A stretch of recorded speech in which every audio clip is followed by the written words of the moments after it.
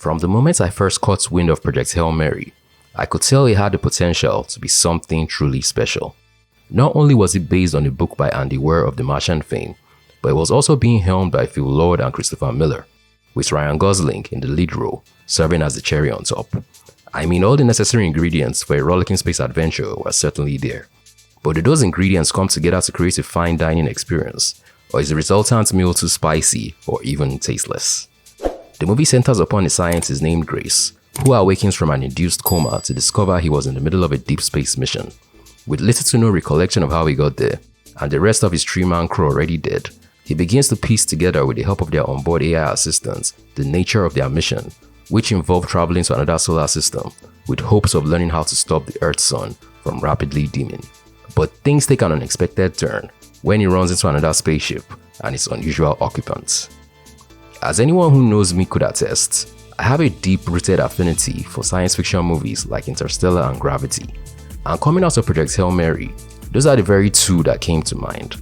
This is not to say that I found the movie derivative, but rather to merely acknowledge that I recognize the strands of inspiration with which it is crafting its own tale. But what really sets this one apart from those other movies is its humor and characterization. Much like The Martian before it, Project Hail Mary features a lot of Andy Weir's familiar wits, which has been translated onto the big screen by screenwriter Drew Goddard.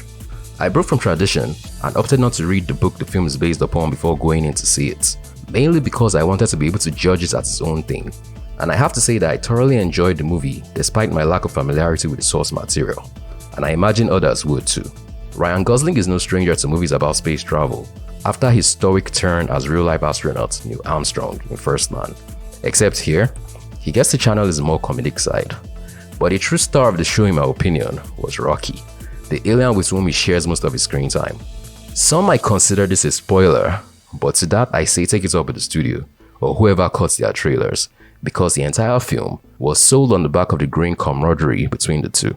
Their bromance was the emotional core that kept the film going, and I quickly forgot one of them was not in fact human, as I laughed at the various gags poking fun at the alien's larger-than-life personality, and how it both complemented and clashed with that of Grace. It helps that Rocky was brought to life with a mixture of practical and digital effects, and that he always feels grounded with the other props on the various sets and shooting spaces. Speaking of visual effects, the visuals in Project Hail Mary were uniformly stunning from start to finish. I caught myself gaping at several shots throughout the movie, as the cinematography really helped sell the sense of scale and vastness of space. Equally deserving of praise is the excellent sound mixing. This is the kind of thing I don't typically pay attention to during a movie, but when it is this good, then it demands all the attention it deserves. Then there's the score by Daniel Pemberton, which builds with the tension and slowly dissipates when needed, creating this ebb and flow that helps guide and propel the narrative, much like the titular spaceship, the Hail Mary, as it navigated the further reaches of space. There were also several needle drop moments during the film, so fans of classic rock and pop shouldn't be surprised to find themselves bopping along with those tunes. About the only remotely negative thing I can think to say about Project Hail Mary is that the story left me wanting more. Some details felt glossed over, like how the two crew members of the Hail Mary died, or perhaps that was addressed and I was simply too distracted by the gags and gorgeous visuals to notice. Either way, this has only further spiked my interest in reading the source material, where I'll hopefully be able to get some of those answers and more Rocky hijinks. Project Hail Mary is like a well-filled rocket ship, firing on all cylinders.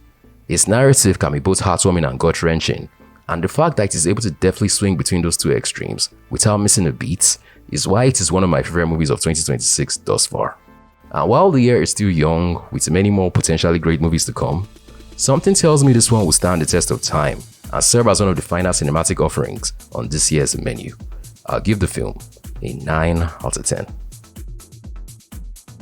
What did you think of Project Hail Mary? Let me know in the comment section down below.